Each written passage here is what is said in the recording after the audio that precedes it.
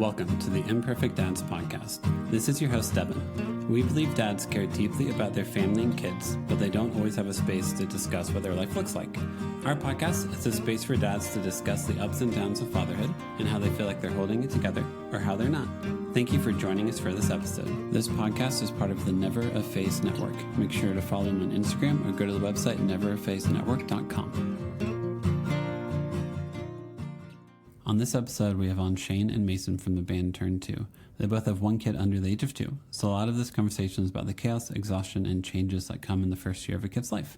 Mason's daughter spent a lot of time in the NICU, and we talked about what that reality is like when your daughter is born at 19 weeks instead of full term, and the story of being on the road and getting the call from his wife that he needed to get home. We also talked about their band Turn 2 and how they formed and the pop punk scene in Philly and New England area, but mostly all of this conversation is about the changes you make in your life when you have a newborn and the feelings of excitement, joy, exhaustion, and pride. Just like one more thing. Dad, just start the episode. Oh, my bad. Since there's two of you on this call, I do have to act somewhat professional and be like, hey, introduce yourself, say your name. That way you have a name for the voice for the name. So people listening can have some idea of who's talking. Yeah. Fair enough. Yeah. My name's Shane. I am the drummer of Turn 2. I'm Mason. I'm the bass player of Turn 2. I didn't know you guys were going full rhythm section for this. Yeah, we're the only ones that are dads. Yeah. The other two decided not to go down that path. So that's right. Well, I mean, you guys are just holding it down like a rhythm section should. That's it. Absolutely. 100%. That's it. We got to rely on each other. That's so good. What do you guys, okay, I haven't had a rhythm section on the podcast before. Do you guys have a bass and drum combo that you're hoping to sound like? Do you have like a reference point when you guys go to write songs? God, I don't know if we've ever thought about that. No, we haven't thought about that. Oh, I want to hear Shane's. You put me on the spot here. I'm trying to think. It's the hardest question you'll get the entire night. Don't worry. I mean, if I would pick one for me and Mason, it would be Neil Peart and Geddy Lee. Sure, yeah. Wait, casual. Come on. Were you just trying to tug at my heartstrings here, Shane? No, I use Neil Peart signature sticks. Yeah. Come on now, bro. Man, I wish we were good enough to yeah, there's no way we'd be like good ever. No, of course not. Yeah, Mason, how's your falsetto? How's your upper range? I can make it work. Yeah. Yeah, I'm not worried about. Okay. Yeah. You're like, what's my sobriety level have to be for singing that high? Right. I feel like you got to get some serious confidence going for that, you know? Yeah. I'm blown away that you said that, Shane. I'm really happy about that because mine was going to be, it was like, well, we're in a pop punk band. So my first thought is like Mark Hoppus and Travis, right? Of course. Yeah. Yeah. But like the bass player in me wants it to be Les Claypool and Tim Alexander, you know? Yeah. Like that's a good one. That's a good one. Definitely. I always thought that was, I mean, you know, you should just listen to the way Mason just plays his bass before anybody's ready to do anything. And he's just standing on stage waiting for people to be like, oh, we're ready to go. Mason's putting weird sound effects and going tapping and all this crazy shit. And I'm like, that's my bass player. Just trying to get people over to the crowd or, over to the stage. That's all. You know who I thought, like, I'm 38, so growing up, like, one bass player I always loved who I feel like is very forgotten about now is the bass player for Incubus, like the original. I'm trying to think. Dirk, what's his last name? Right? Yes. Like, yes, and he was also on, like, I think A Crow Left of the Murder is whenever he left, but like, is that when he left? He had like 4 albums whenever he was just like those first destroying everything on there. Yeah. Crow, right. Crow is. I mean, that's. I don't know. I'm pretty sure it's like most Incubus fans' favorite record, but that's definitely that's peak Incubus for me. You think what Morning View?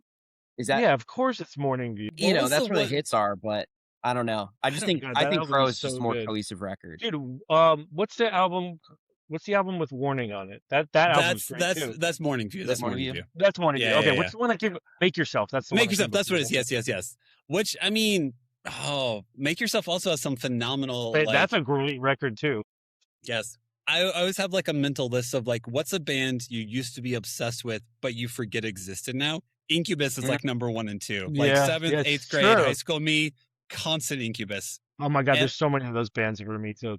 Yeah. Like I was like obsessed with like 311 back in the Dude, day. of Like course, yeah. 311 was like the shit, and now I couldn't. Yeah, I'd tell you the last time I listened to 311. Not that I don't like it anymore, but I couldn't tell you the last time I listened to 311. I think they have 311 Fest in New Orleans, maybe, or they did for a while. I feel like they just are just a constant touring band. Like they almost give me like the alternative Dave Matthews vibe. You know, like I remember going to their shows and like people that I would never see at any other show would be at a 311 show just because it like appealed to like everyone. Yeah, of and course. like it felt like to me it was like the ska / punk Dave Matthews, you know? Yep. That's great. Yep. What about you, Mason? What pops in your head before we get into parenting? This is our warm-up combo. Yeah. What's a band you can think of like you used to be obsessed with and now you kind of forget you ever listened to? It's I was trying to think about that because I end up like going back to things just to revisit them, see if it still rekindles something or like brings back memory. Yeah. I was in high school. I was really into. I was thinking about Block Party, but like I go back to Block Party. You know, I go back to that. Refused is another one. I was obsessed with Refused, but there was like a good 10 years where like I just didn't. I didn't pop on Shape of Punk to Come or anything like that. Yep. I really don't know. Well, then like the Bear kept on using New Noise in the first season, like over and over and over again. And I was like, there's no way that Refused, whenever they wrote this song and no one really listened to it in the early 2000s, they thought, you know what? This is going to be in a critically acclaimed TV show on an obscure cable network. But yeah, I mean, I maybe I could say Refused for sure. I mean, like, I mean, like, I there's so much of that band that I think has resonated with me, even in like the 10 years that I wasn't listening to them. I'd still pull from things like in what I played, whether it be like drums or bass, like, you know, like there's just things in that record I pull from. I don't know. That record is like, that is a record that shaped a lot of the bands that came after it. Like, there's so many bands that will say like, what's a main influence of your, you know, reason why you started playing this kind of music? You know, tons of bands will say The Shape of Punk to Come, you know? Sure. Pretty much. Yeah. Yep. It's a great I will say the second Block Party album, A Weekend in the City, I recently went back and read a bunch of the interviews that their lead singer did at the time. And that album is like filled with like references to like racism, him not being comfortable with his sexuality, him feeling isolated, alone, living in the city. Like that album, like I remember listening to it in college and being like, oh, this is really good. This is catchy. This bass line's sweet. Like, what are they talking about here? And now like going back to and adding the cultural context of him feeling isolated in Britain and like no one understood him. I'm like, oh, this is a much lonelier album than I realized. I was just talking about that with a friend of mine. We were vastly different though. We were talking about Arrested Development, like as a TV show. Yes. And when you're 16 watching Tobias jump off, you know, trying to be Mary Poppins and he just falls flat, it's the funniest freaking thing. You start to watch it and you're like in your 20s and 30s, and then you understand like the political context, you understand some of those things that you just didn't understand when you were a teenager. It's like, oh wow, this is like so much deeper than I thought it was going to be. So yeah, like it's so funny. But it gives it such a new like layer, which is so cool. Because it's not like you're watching the same thing just over again to watch the same thing, right? You're getting a new perspective on it, and I do enjoy that. Yeah, so good. Anyway, how many kids you got? Kids, ages, all that good stuff. We're both just one, and mine is 6. She's gonna be 16 months. Yeah. And Mason's just turned 1, right? Yeah, last weekend. Yeah, they're little ones. Yeah. That is awesome. I have 3. I have a 10-year-old daughter, 8-year-old daughter, and 4-year-old son. Nice. Yeah, very dude. Cool. Dude, whenever your kid like turns 1, it is such a it's a game changer. That first year of a kid's life is like, what am I doing? What happened? How do I communicate? How am I a person anymore? Not for me.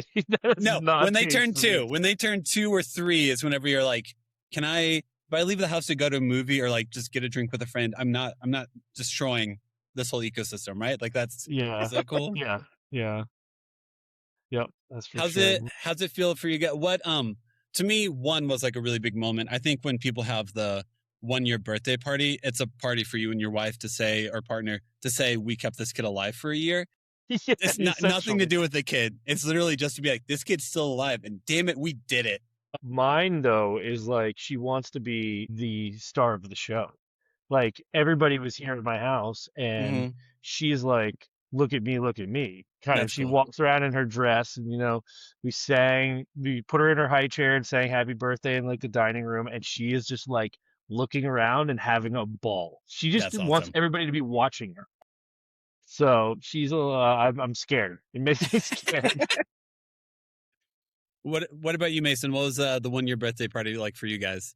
Well, we kept it pretty small.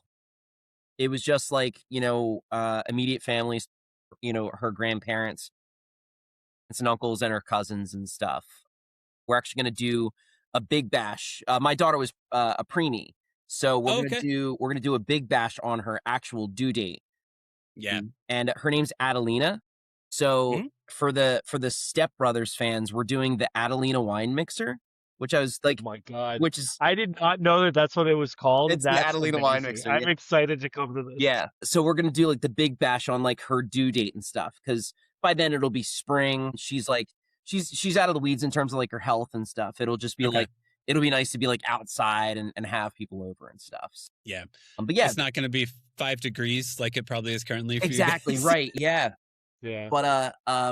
But yeah, it was the first birthday, very small, but it was very much like a, hey, we did it. Like you said, Devin. Yeah. Not for real. You just got to be happy that you got through it, and you're alive too. That's not even just like you kept the kid alive; it's that you are still alive. Yep. And if you and your wife or partner are still on speaking terms, that's the other thing. Exactly. That's it. Yep. 100%. I always feel like the first 6 months are the most ridiculous because you literally are like, I mean, I think every dad has talked to me about the moment where you're leaving the hospital and you're like, you guys are seriously going to let me leave here with this kid? Yeah. Like, you guys think, okay, see you later. You guys think I'm going to keep this? Okay. Yeah. Okay. This is real now. So it's your identity, I think, changes so much in that first year. Cause you have to reassess like every aspect of your freaking life and like sacrifice in ways you didn't like. I didn't know what sacrifice or selflessness meant. And then you have a kid and you're like, oh, this is what that means. Okay. Good to know. I also didn't know what not sleeping was like ever.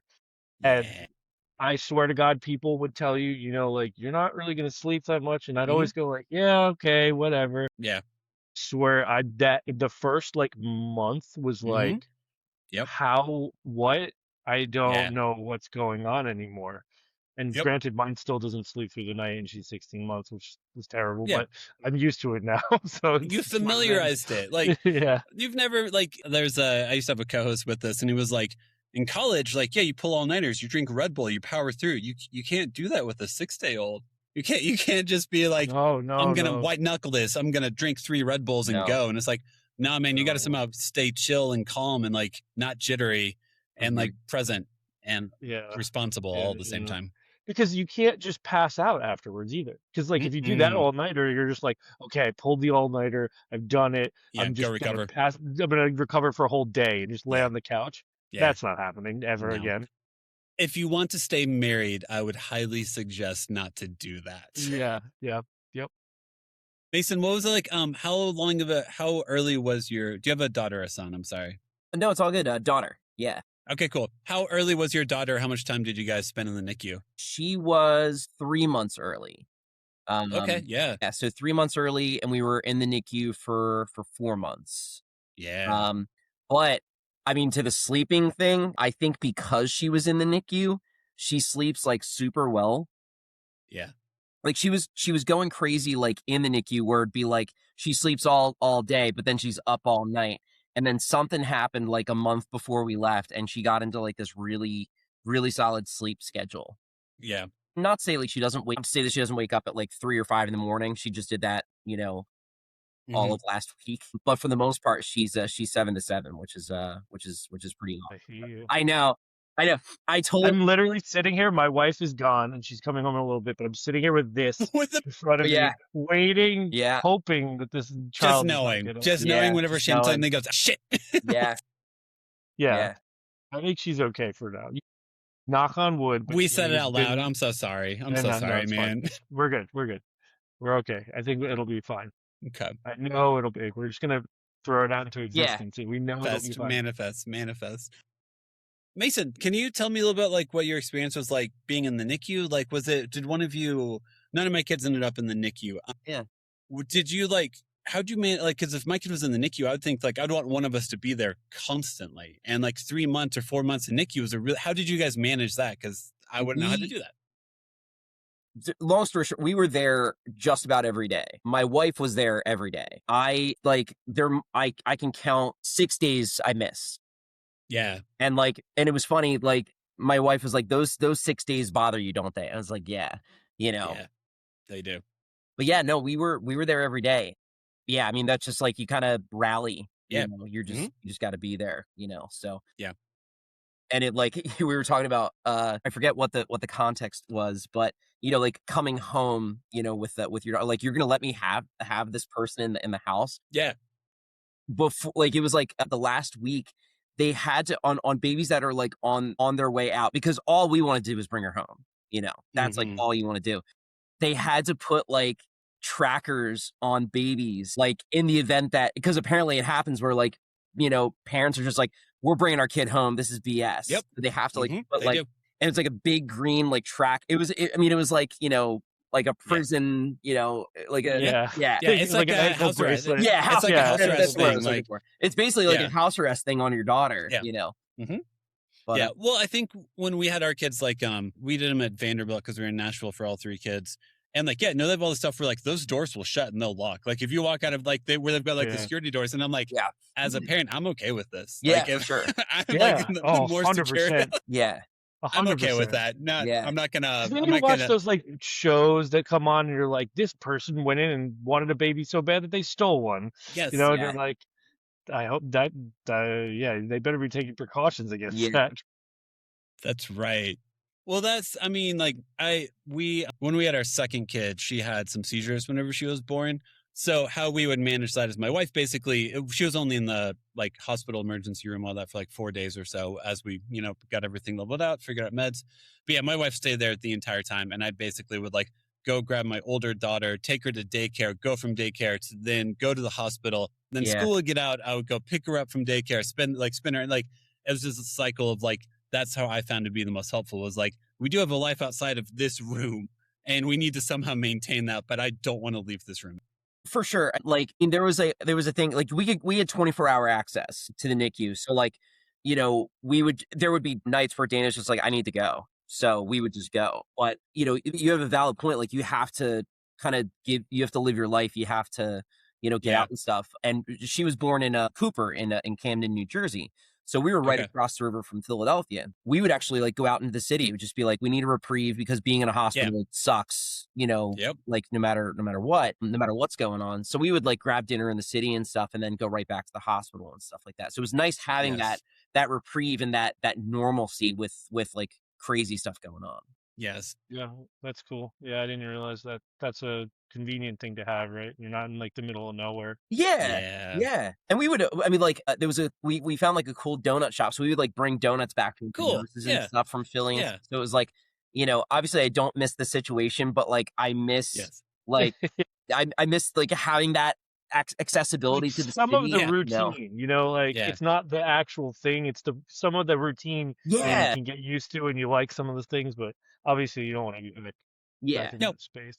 It is fascinating, though, because I think, like, having a kid, no matter how old they are, however long you're a dad, you are, like, I do now sound like the dad who's finding the silver linings in, like, every moment of, like, oh, we're in the hospital with my kid, but it could be a lot worse. Like, there's a lot, like, I remember taking my daughter to, like, a follow-up appointment whenever she was, like, a baby still, and, like, watching kids get off on the oncology floor and being like, oh, that's a child who has cancer. Okay, this is, you know what, man, just be loving and be kind to people, because you don't know what anyone's journey is. And, like, I now feel like I say that constantly as a dad to my kids, like, you don't know what that guy's going through. So, just be nice and, like, I don't know, man, life is real messy. Be kind. Yeah, dude. For real. Yeah, if there's one thing that I want to instill in my daughter, it's that, Yeah. Just be, it's like, I think I was thinking, like, the David Bazan song, like, it's hard to be a decent human being. And I'm like, I wish that wasn't such a true title as I get older, but it's hard. It's surprised. Yeah, it is. It's hard to not let the cynicism win, to still, like, keep curiosity and, like, joy in life alive, because it's really easy to not, sadly. Yeah. I mean, the kids definitely bring the joy. They keep you, they bring it back home, Yeah. which is they do. Luckily, I totally agree. Well, you can't because if you don't keep the joy and the curiosity alive, then you're teaching your kid to normalize not being curious and filled with joy. Mm-hmm. And how do you how do you teach that? That's just that makes me feel gross to even think of not embodying that for someone. Mm-hmm. Yep.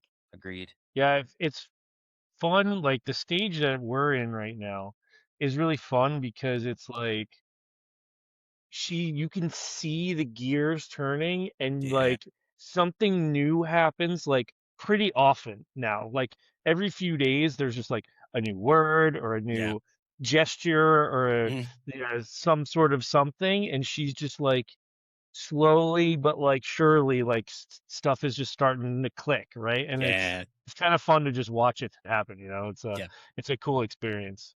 It is. I think I commonly think to myself, my kids will still be greatly entertained by bubbles, literally just a bubble wand. And they're like, this is so awesome. And I'm like, man, I wish I could find such joy and such simplicity still. You have to revert back to that younger version of yourself. Cause your kid chasing bubbles, they're like, this is amazing. This is the best day of my life. And I'm watching the wand level, and I'm I was about to run out of bubbles. I got to get more bubble mixed in. And it's no, I'm gonna just shut up and be in the moment. Just be here. You'll be fine. Yeah. Yeah. And I'm also having the problem now where she can't fully speak yet. Mm-hmm. So you just clicked in my head because of the bubbles thing, but bubbles, ball, there's 5 B words that all are just buh. Yeah. You have to decipher what she's trying to say by context clues. Yeah. And so I've started to get better at it, but there's still a lot of stuff where she's like I had her just now before I put her to bed, and I had her at the TV was on, and we were watching Miss Rachel together, and I had filled up a bottle of milk for her, and she could see the TV through the doorway, and she kept saying no, no, no, and I was like, "Well, you don't want milk? You don't what's going on?" I was like, "She definitely wants milk before she goes to sleep," and I was confused. It's good for everyone. Yeah. And then when I actually looked, she was looking at the TV because Miss Rachel had been paused, and she was going like this on her nose, and she was trying to say nose. Nose. I didn't know what she was saying. Oh man! But she kept saying no, no, no, and then I saw that she was going like this, and she was looking at the TV, and I was like, oh, okay. But it's stuff like that that's constantly happening. Yeah. I'm just trying to learn, and again, see it all, start clicking. It's a cool thing. It's so fun, man. I think every kid and every human is communicating. It's just figuring out the language, figuring out what they're doing. Because your daughter's 100% saying no, no, no, and you're saying but your definition of no is a negative, stop it, and you're this is what always happens. And there's some nights whenever you do want to look up and be like, no, the answer's yes, and then the kid's like, what just happened? I'm sorry, I was trying to speak. Oh, I'm sorry here, but it's funny to notice when you yourself are not centered, whenever you yourself are oh, I don't want to figure this out. You're like, dude, just calm down. You'll be okay. Whatever else you feel like you need to get to, you'll be good, man. Take the extra minute. Look around. What is your kid talking about? And it'll be better for her. Mason, do you feel like your daughter is starting to do anything like that yet, where you're starting to develop almost a secret language with her? Not yet. It's she's starting to do this one thing where she's it's not peekaboo, but Dana and I will be my wife and I will be eating dinner, and she's right on the table with us, and she'll try to startle us, and we have to act. Yes. And she just gut laughs at it, and it's the greatest thing. That's so good. It's so good. It's so good. She just goes, and we have to go surprise, and she just starts laughing. I mean, she's not necessarily a secret language. No, yeah. Yeah, I don't know. I think she's just finding ways to entertain herself right now. You know? I mean, that's probably the closest thing. As long as she didn't just take a bite of food and then goes that would be. Yeah. Oh my God. I had the scariest thing ever.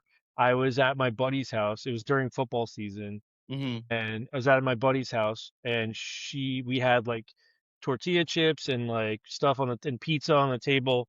And usually if she wants chips, I could break them up into teeny tiny pieces and give them to her. So that's what I was doing. And she was playing, running around the floor, walking around the floor. And then she somehow, without me seeing, got a hold of a mini hard pretzel. Fantastic. And I saw her, and she started doing and it was she wasn't making any noise. And there were 6 people in the room, all sitting there.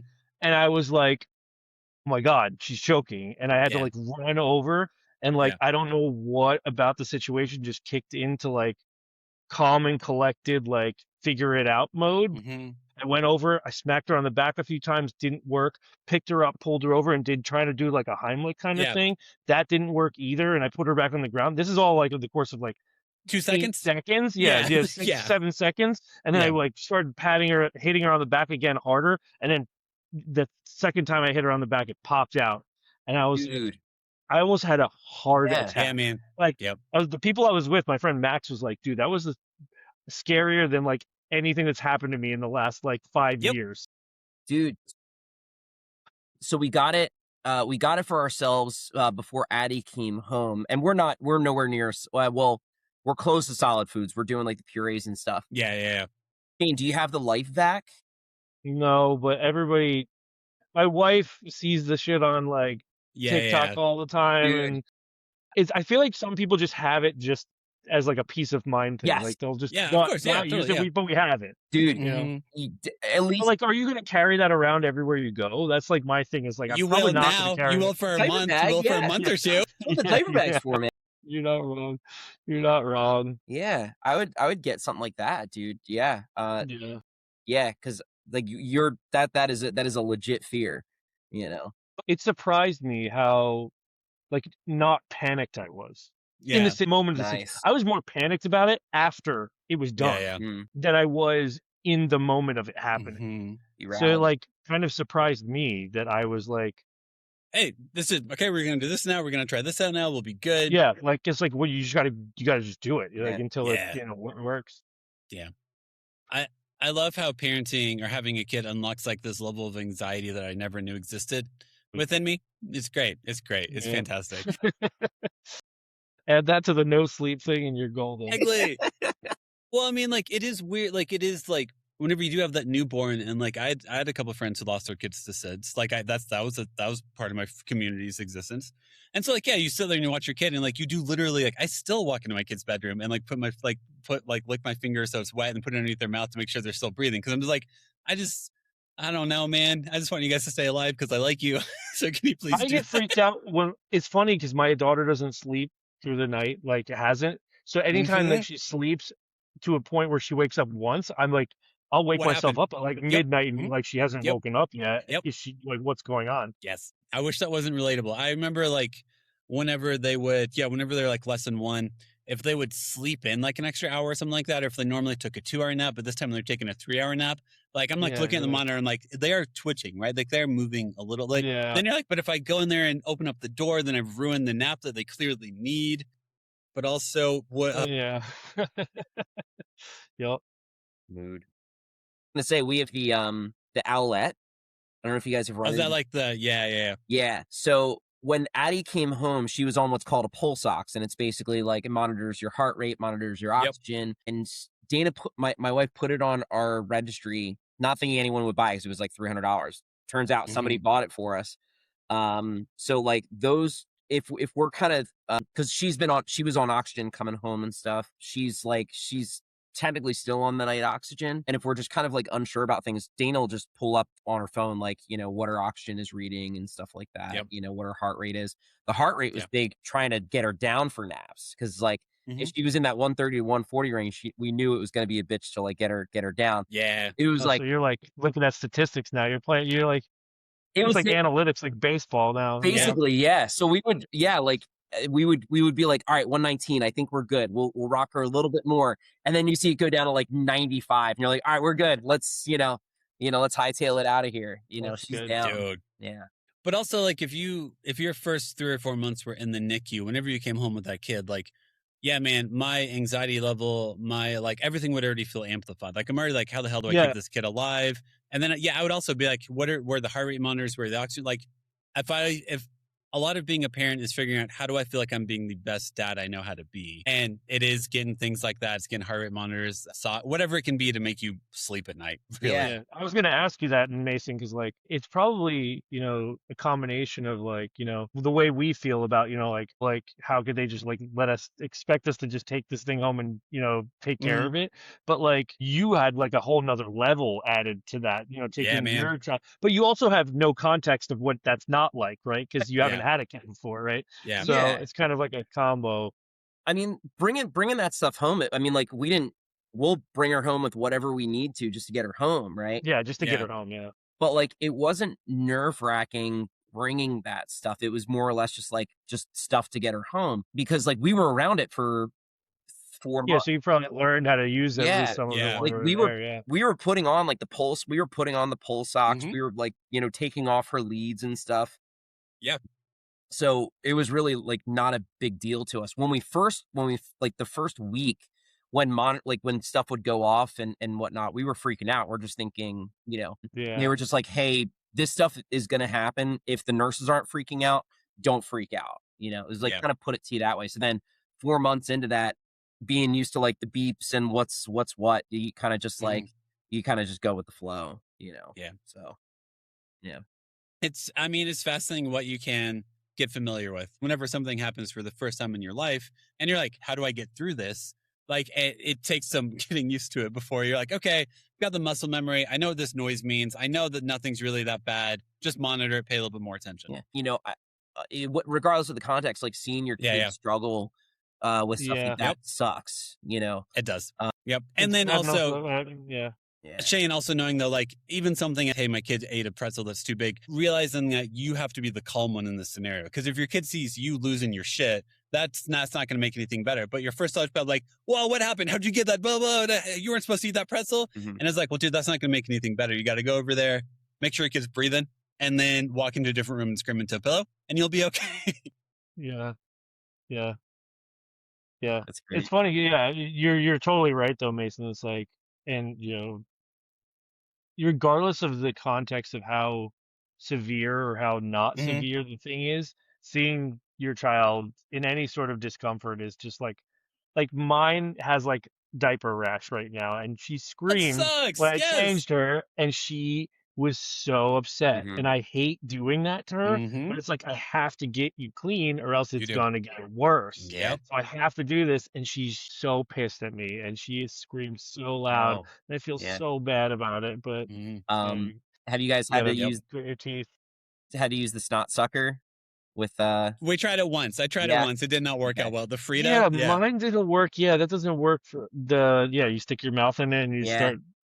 Yeah, it doesn't really work. You know what worked well for her? And she, thankfully, I mean, I'm blessed to have my mother and father live 10 minutes one direction, and my wife's mother and father live 10 minutes in the other direction.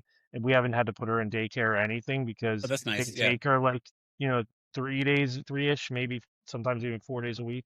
Hell yeah. While we work from home. So it's been great. So she has not been sick very often, knock on wood. Yeah. So the one time that she was really stuffed up, what we found worked the best was we got a really nice humidifier and we took eucalyptus oil and we dripped that into the humidifier, and it kind of gives you that like little bit. It's almost like taking like breathe the Vapo Cool stuff, but just like in a less concentrated form that just like permeates, gives her a little bit more humidity and stuff. That worked well. Nice. Actually, to be honest with you. The snot sucker thing. She doesn't want me to touch her face ever. Like, so it's like, who wants their face touched? Like, yeah, it's like, God. Well, that's why I brought it up. Trying to clean her. Yeah. We were talking about like, kids like just being not comfortable, and it's like, no, I have to do this. Addie, like with like the cold season, like she just got like pretty stuffy and whatnot. And if we'd used the snot sucker with her, you would have thought that we were like her, right? We were giving her like pinpricks or something. I don't know. Yeah, she was not having it, man. Yeah. But also though, like I always love to do this where like, okay, that's what you're doing to your child. If I walked up to either of you guys right now and put a hose up to your nose and then for sure. I put my mouth on the other end and was like, I'm gonna suck out the snot. You both would look at me and be Mason, I have mine here. I could just do that to you next time you're. Sounds good. It's good. Yeah. It's got to If be you a get a little weird stuffy, feeling, I just would let me assume. know. Yeah. It's got to be Yeah. weird, man. Yeah. I do neti pots sometimes, and that feels weird. So Yeah. seeing someone on the other side of it, I'd be like, I'm good. Yeah, that's weird. And also, like, I know that there's a filter in that thing, but it's I don't so trust that weird filter. thinking I don't about trust that like filter. sucking. Yeah, yeah. Worked fine for me. I don't know. I'm It's been sure a it constant does. in the house, Yeah. They wouldn't make it if it didn't work. Yeah. So, Yeah. All I well, know, I guess it wouldn't be a problem. It taught me that I'm not prepared to siphon gas, because if I'm not willing to, suck out snot. Yeah, that's no filter. Yeah. I gotta think of, in the zombie apocalypse, I gotta think of a different skill set than siphoning gas. That's basically what it taught me. Yeah. Okay, so to switch to like music talk and stuff, like tell me about your band, like how it got started, all that, and then I'll ask you how that relates to being dads with young kids, because you guys probably don't play shows at like 2 p.m. in the afternoon. No, that's for sure. Yeah, so I played in a touring pop punk esque band back in the early 2010s called With the Punches. Mm-hmm. We were, from the New York, New Jersey area, and we toured like pretty heavily from like 2010 to like 2013. That was like all I did. I worked in a restaurant when I was home, and I was on the road like over 100 days during the year. Yeah. Mason, you toured in a band for a while too, but I don't know what years that was active. Probably most active between like 2019. Okay. Yeah. Yeah. So we both have like extensive like backgrounds in playing in bands before. And so my old band went on like a quote unquote hiatus in like 2014. And we still played gigs and stuff here and there, but it was never like active touring. There was never active like writing really at all. Mm-hmm. And so like, pandemic hit, I got a job in software so that I could work from home. And I was like, I need to play music again because I haven't really like, the once every 2 years with the Punches show, scratches the itch a little bit, but it still doesn't fully, get you there. So my buddy Matt, who I've been friends with since we were like 17 years old, he's played guitar forever and was never like really in like a legit band that would like go out and play gigs and stuff. He and I, just got together and we were like, we need to do this band. It's got to happen. We've talked about it so much. Let's just do it, So we started writing songs. We wrote like 6 or 7 songs, and we had a guy who was singing and playing guitar for us who was a friend of Matt's. And we had recorded everything. We went to his house in the Poconos that his parents owned to like set up with recording equipment. We stayed there for a week recording all the stuff and everything. And it was awesome. And then he just needed to like mix and master everything. And he just like wouldn't do any of it.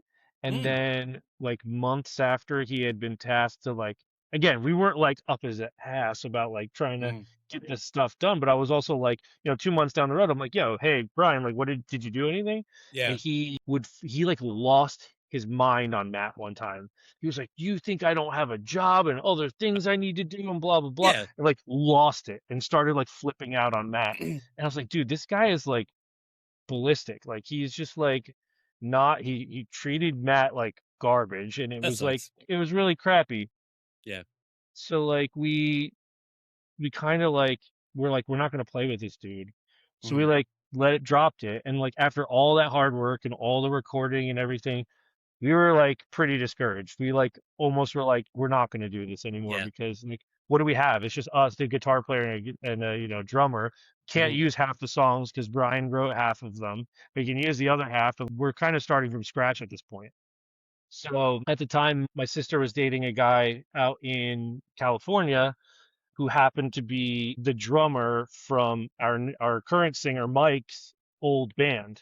And I had put out like, Instagram story from my Instagram account and was like, hey, I'm trying to do this thing, this is what we want to sound like. Yeah. We need someone who can sing and or play guitar.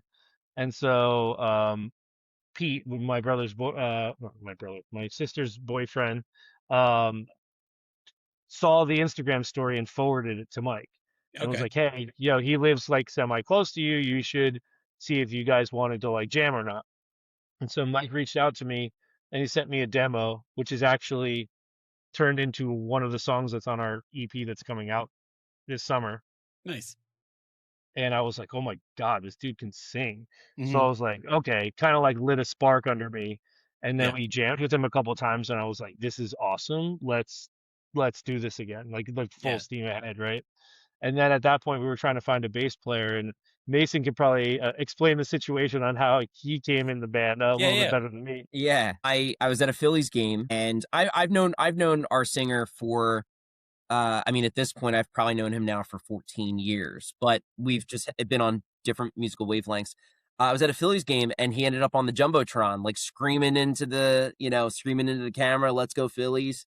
Yeah. And I texted him like, "Hey man, I'm pretty sure you're at the Phillies game right now, And he was like, "Oh my God, yeah, that was me." And then, we talk a little bit, and out of nowhere, he's like, "Oh yeah, by the way, we're looking for a bass player. Like, are you interested in playing?" And given the pandemic, I really hadn't been doing much in terms of music, so I was like, "Yeah, sure, why not?" And so I came to a rehearsal, and it was fun. And lo and behold, here I am. Going. Yeah.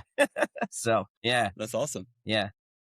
How'd that line up with like your time in NICU? Was that kind of like after all that had settled, or how were you in the band whenever you were in the NICU with your kid? Yeah, I was. Do you want to tell this story? Yeah, because like that's 4 months of maybe not being available for a band. Yeah, it's the worst night of my life. It's the worst. Yeah, okay. The worst night. Unless you don't want to, unless you don't want it out there in the public, if it's too personal or anything, I'll ask you different questions. I'll condense it. We're at a show in Connecticut, and we finished the show. I call my wife, or I text her. I'm like, "Hey, we just wrapped up." She calls me crying, something's up, and she's going to the hospital basically. Yeah, so so I text, or I let the guys know, "Hey, my wife's heading to the hospital." We rally into our my singer's car, and him and I just we hit the road. On the way to back home, my singer, he hits a brick on the highway. It's like, I think, what was it, Shane? Like an hour and a half into the drive, I think. Yeah, it wasn't that long, because the drive from where we were in Connecticut, New London, to where Mason is what, like 4 hours? It was 4 hours. Yeah, that's not awful. Yeah. So yeah, it was probably like an hour and a half into your drive. So that wasn't fun. So ultimately, we find a hotel. Like, we're staying there. I get a call that things aren't going as well. Yeah. Basically, like, my wife ruptured at 19 weeks. That's when. That's awful. So not great. Yeah. So I have to, Mike Hayden, gem of a man, orders me an Uber, and I hightail it to the hospital. Yeah. So from January into April, I wasn't like playing shows or anything like that. Like, once all that happened, I took just a bit of a hiatus.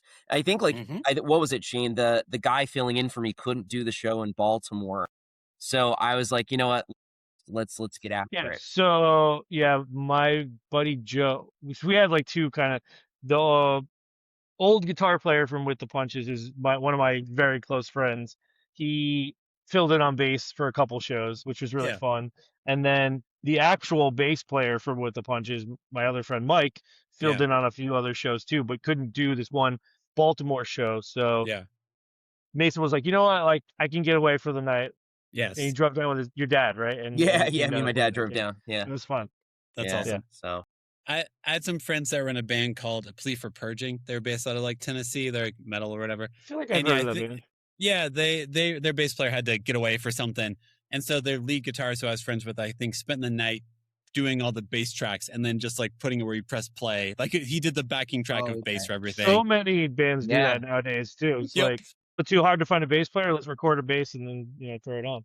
Pretty much, until you find the permanent solution. But and also, like, if that happened to you, Mason, like your wife was 19 weeks pregnant, like, nowhere in your head where you're like, "Hey, I'm going to go on some shows. I'm going to become a dad in the next 24 hours." Yeah. It's like, this is like months away. I don't have to think about any of this stuff. Yeah, it wasn't an ideal scenario by any means. No, it's not. That sucks. I'm glad you figured it out, but like, you have to problem solve. It's great. She's here. That's what matters. And that cute little dress that she showed me that she was wearing. We just did her 1 year pictures, and they came in. So that's so sweet. Super stoked. Yeah. I've been That's awesome. It's funny. Like, she'll be sitting, like, I'm sure you guys do this, right? Like, your kids are right next to you, but like, you're just looking at pictures on your phone of them. You are of them. I do that constantly. Yeah.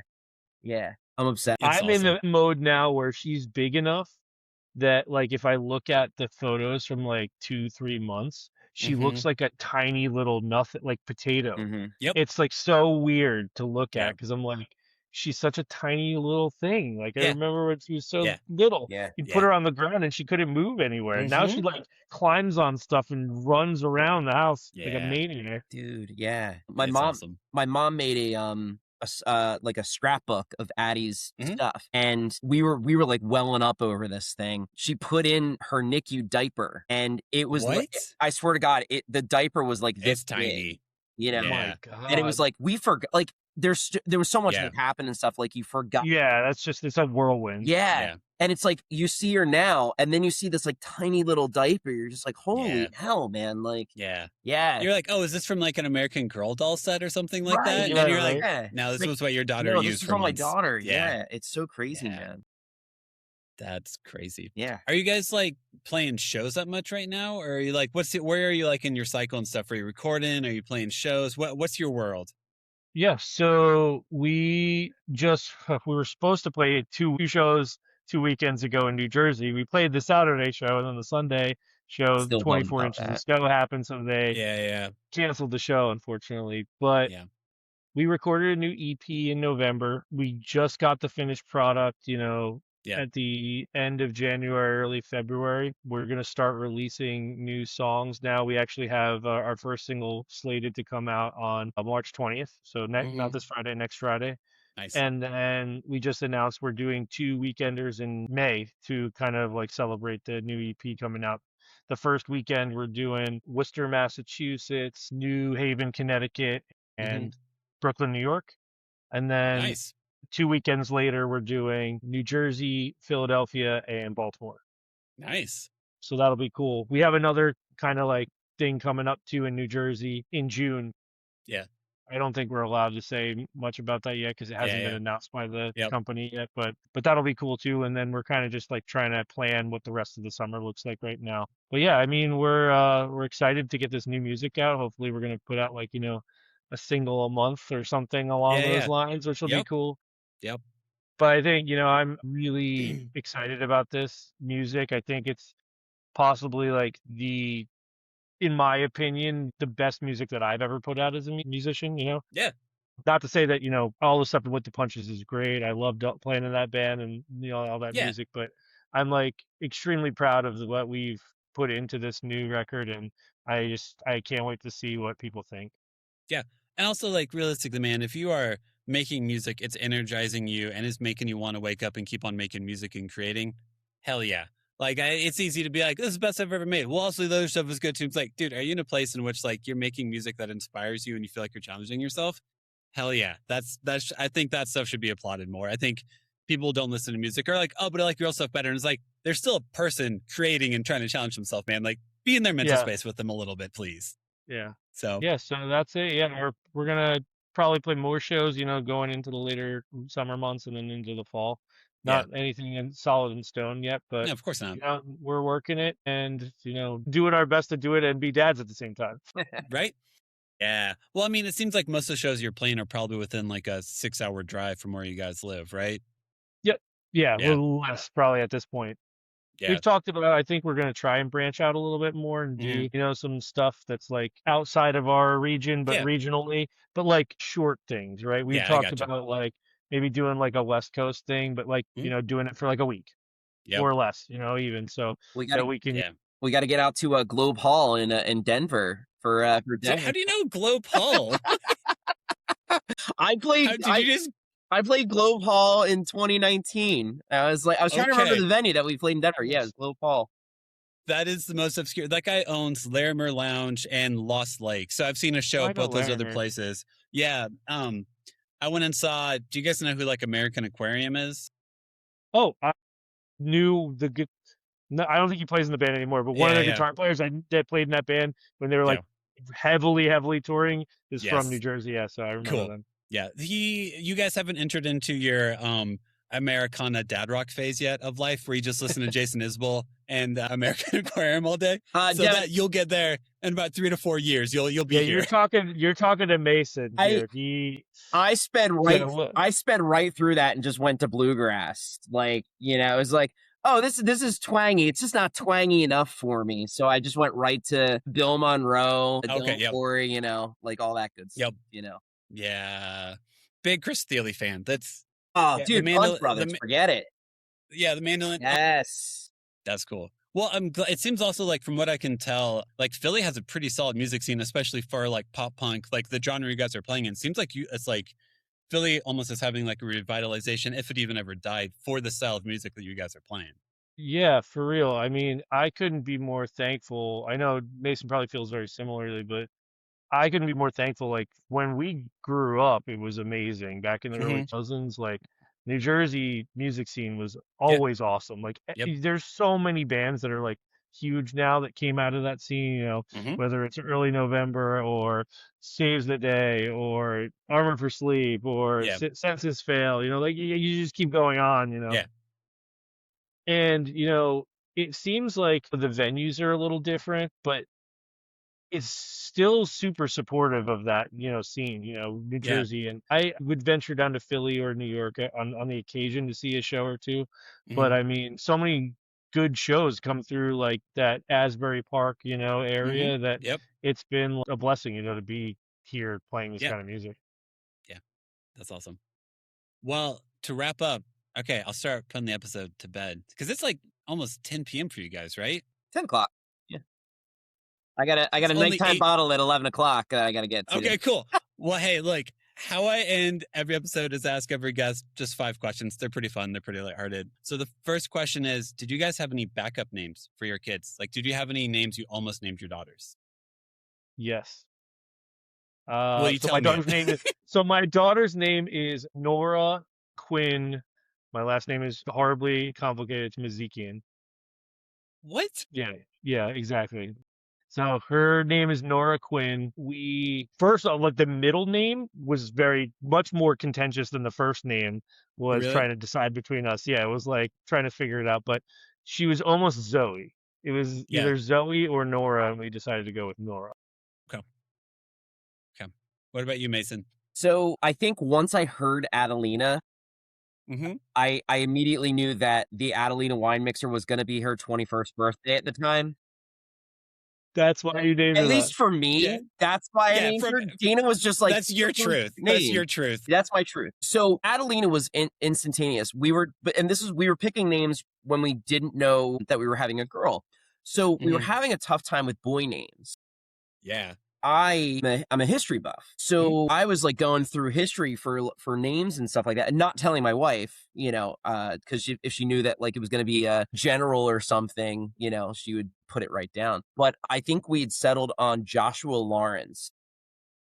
Oh, yeah. And if you're familiar with the Civil War, Joshua Lawrence Chamberlain was the commander of the 20th Maine in Gettysburg. And when I told Dana that, she was like, nope. Yeah, it was. She thought the names were nice. She was just like, not for that reason, though. Yeah, so she's just like, that's fine. Just don't tell my family that, So that's funny. So that was the only backup name that we had. That's awesome. Yeah.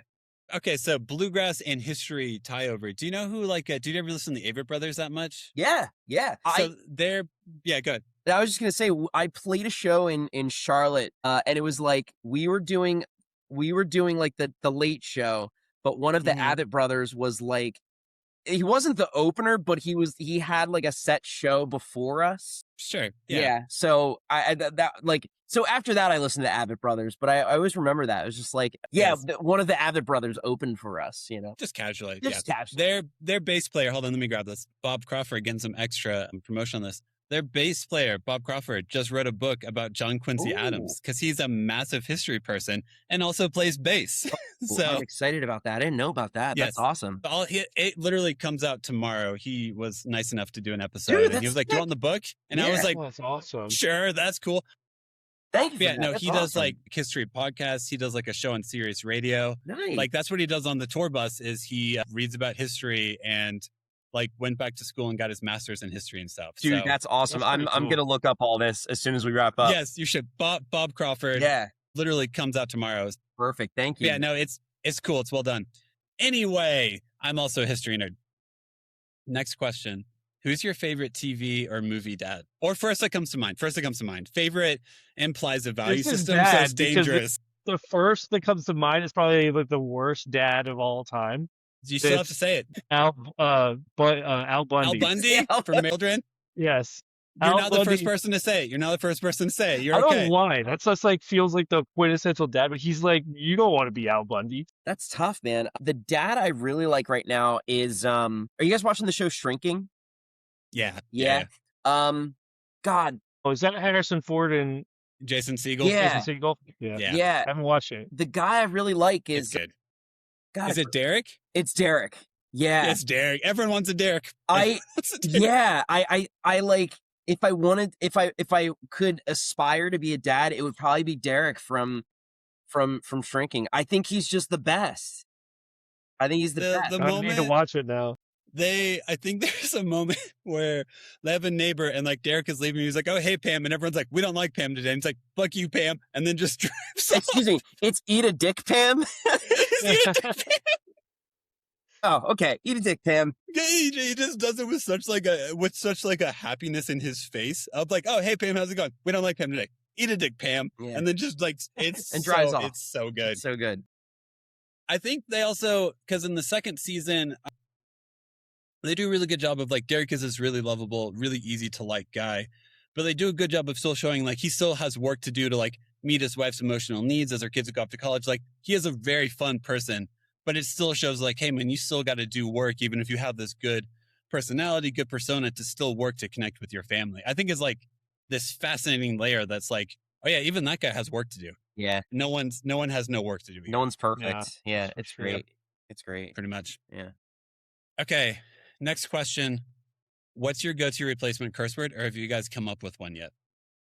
I still curse because my daughter doesn't understand it yet, but I'm about to be at the point where it's not going to work anymore. Correct. You're getting there. Yeah, I'm almost there. You are. I should stop, and I'm going to try my best to stop, but we'll see how it goes. Yeah, I'm in the same boat with you, Shane. Yeah, like, and I'm actively trying to stop cussing. Like just to be, not even just for my daughter, but just to be like a better person. But it's ingrained into me. Like, you know, I know, just, same. Yeah, it's bad. It's tough. My wife has been trying to get on my case about it because she's like, she's gonna know soon. She's already picking up stuff from me, you know, now. So it's like, all right, I gotta actually stop. Have you caught yourself going fudge? Probably a couple times. Yeah.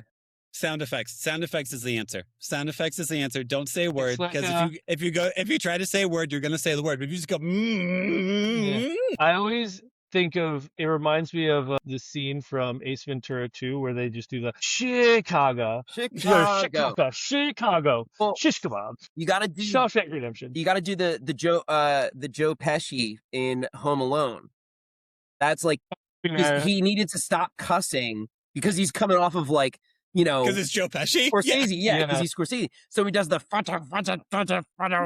so he replaced. That's the origin. That's the origin. Yeah, because he was. That's funny. There's like a video of him like like he like gets close to cussing. He's like, I'm around kids, you know. So yeah, like that's the origin of it because his instinct is to go like motherfucker, you know. So yeah, because he cursed in every. It's like the only movie I've ever seen him in. That and the second one where he's not just like.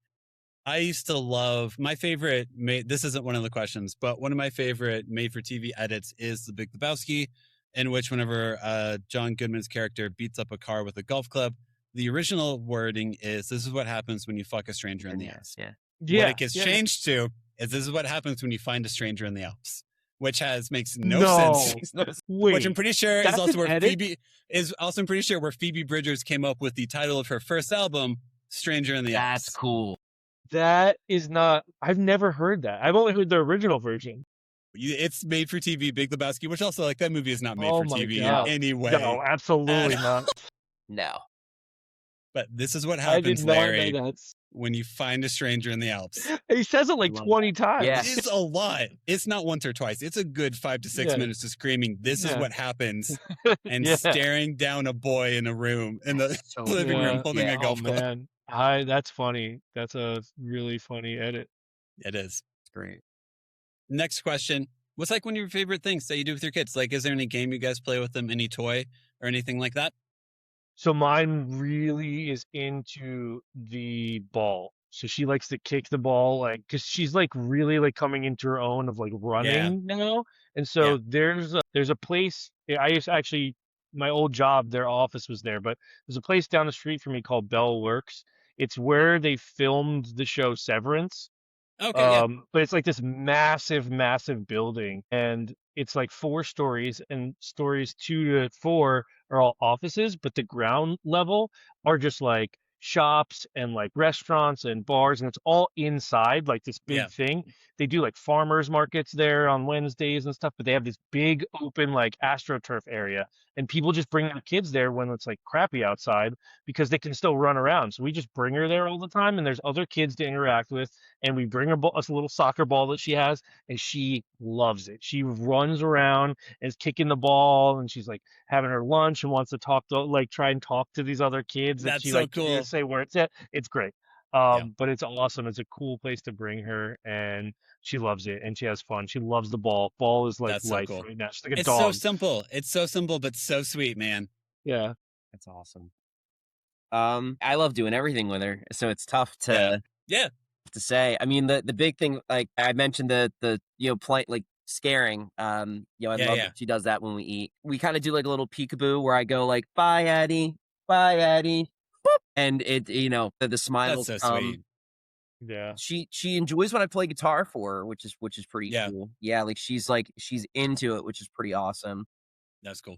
But then just like, I don't know, just like even just going on walks with her is the best. Just doing anything with her is awesome. It's hard. It's funny when you would think that like you said she's into like watching you play guitar.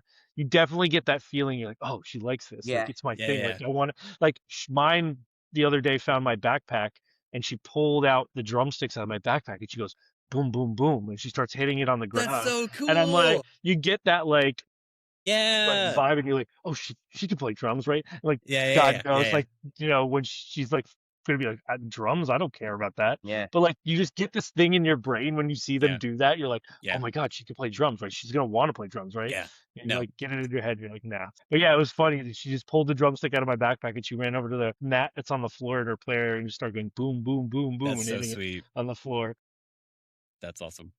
And then last question, since you guys got younger kids, is there like any moment of your kid's life where you're like excited to see them enter into this like phase of life? Anything where like if you're looking out and you're like, oh man, I can't wait until they reach this point of their life? Anything like that? Yeah, so I am so excited to be able to have an actual full-on conversation with her. Yeah, because it's like so cool. she can kind of talk right now. Like she says like words where like if you string those 3 things that she's trying to say together, it kind of makes a sentence. So like you can see where she's trying to get at, but she can't fully totally get there. Like I want to like there's so many times where like she's like sad or something, and I'm like, what do you need? Like how do you need me to help you? Or like what do you want for, and like it's just hard for her to articulate what's going on. Like I just want to know what she's thinking too. Like I just want like where's your brain like right now? Like, whether it's like her playing or she's happy or she's sad or she's laughing or whatever. Sometimes you just want to look at her and go, like, what do you think about right now? Like where are you at? What's going on there? So I'm like extremely excited to like actually have like a real like conversation with her, and her like a responsive like back and forth like that to me is an exciting, fun thing to look forward to. It's coming soon, I'm sure. Yeah, that's awesome. I would agree with that for sure. Addie's obviously, she's just kind of she hasn't said dad in a while. She's more mom, ba ba right now, which is fine. It's fine. I'm not holding a grudge. It's fine. It's fine. It's fine. It's fine. It it only hurts a little. But it's that would definitely be one I'm excited to have like a conversation with her. I don't know. I'm just I was talking to I was talking to somebody a couple of months ago, and he had said it's like, they do this one thing for a little bit, and then before you know it, it's gone, and then they're on to that next. And it's this cycle of like, oh, they're doing this thing right now. I love that they're doing this thing. Wait, they're not doing that thing anymore. Yeah. And it's like this cycle of missing the things that they were doing. The biggest thing like I'm trying to do right now is just stay present, like and enjoy it all, So yeah. I'll be stoked to have a conversation with her for sure. And most it'll probably be like, Dad, this band sucks. Please stop showing me. Please stop playing me the Grateful Dead. I don't give a shit about Jerry. Please. Come on. And then she'll be like, Les Claypool wasn't that good. And you'll be like, get out. Get out. Just get out of my Then we got to have a serious talk. Yeah. You'd be like, should I? Then you look at your wife and be like, should I tell her or do you? Which one? Like, she can't. Not in my house. Yeah. Yeah. This is a Primus house. Me in my house. This isn't Red Hot Chili Peppers house. I don't care about Flea. And she'll come back and be like, actually, Dad, I'm really into Tool. And you'll be like, I'll allow it. Okay. That's fine. That's our middle ground. Yeah, right. Yeah. But yeah, man, that's about all I got for you guys besides moment for self-promotion. So like Instagrams, find your music, all that good stuff. Website, promote yourselves.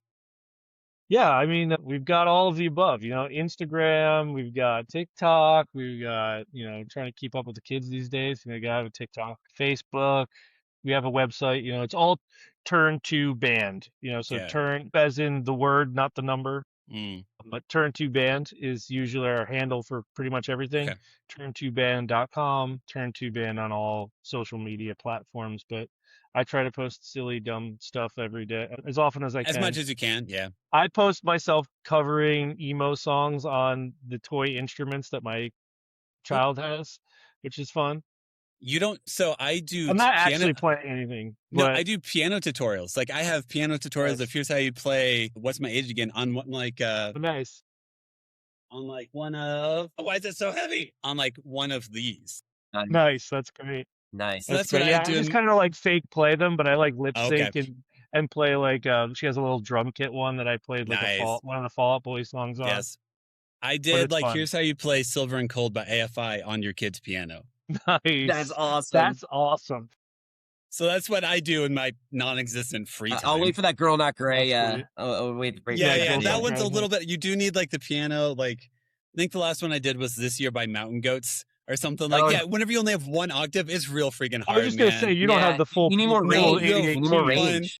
You have one octave, and to find something that works, like I think I've done like 20 of them now, but like. If after what, like I'm a really big fan of the Get Up Kids. That was my band, and like I'll Catch You is more than one octave. Mass Pike is more than one octave. I'm like, God damn it, James DeWeese, why are you doing this to me? Yeah. Well, if you like that kind of, go ahead. No, I was just gonna say like most of those pianos too. It's all in like C major, like the range that you have is all in C major. It's so C. God forbid it's in B major and you're missing the low you got nothing. D. You know? Yeah. I think. Go ahead. Sorry, keep talking. You're good. I was gonna say if you do like stuff where like people are manipulating kids, music or stuff like that. There is a guy on Instagram. I totally forget his name, but if you look it up on Google, you'll find him. Yeah. He makes songs on his own, sings and like plays guitar and stuff. And he's actually, I think, put out a song on like streaming platforms too, where all the lyrics are all stories that his 3-year-old daughter told him. Yes, I've seen those. Those are awesome. Yes, hysterical, and it's so good. Like it's so good. Definitely check that out if you haven't seen it because it's so funny and good. That's awesome. But anyway, yes, yeah, we're a band, and go check us out on the internet and everywhere. On the webs. Our music's awesome. Where you can stream it. Every platform. Yeah. Our first EP is out, but like over the course of the next few months, you'll get more new music on all those streaming platforms, which will be really fun. So yeah, check us out. We're fun. Catchy, fun, pop punk. Yeah. A lot of the new stuff we like to think of as like if a Fall Out Boy met Coheed and Cambria kind of stuff. Nice. A lot of influence from a lot of that stuff. So, and then Mason just ripping on bass.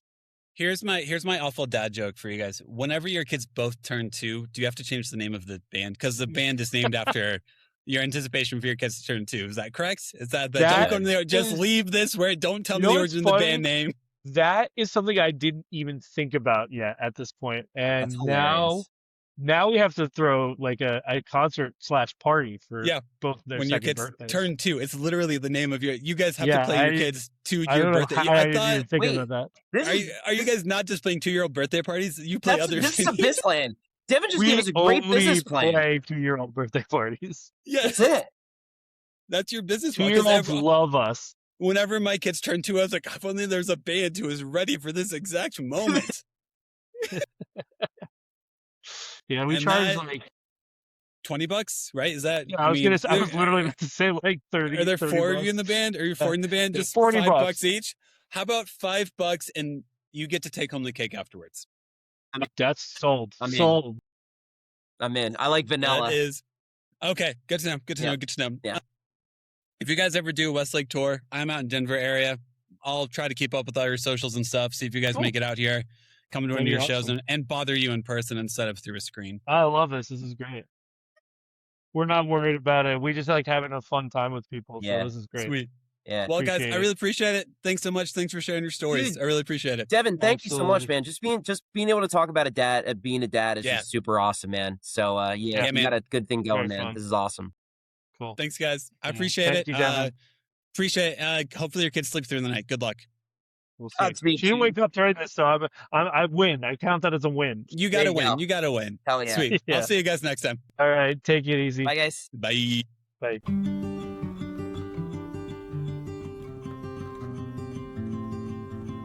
Thank you so much for listening to the episode.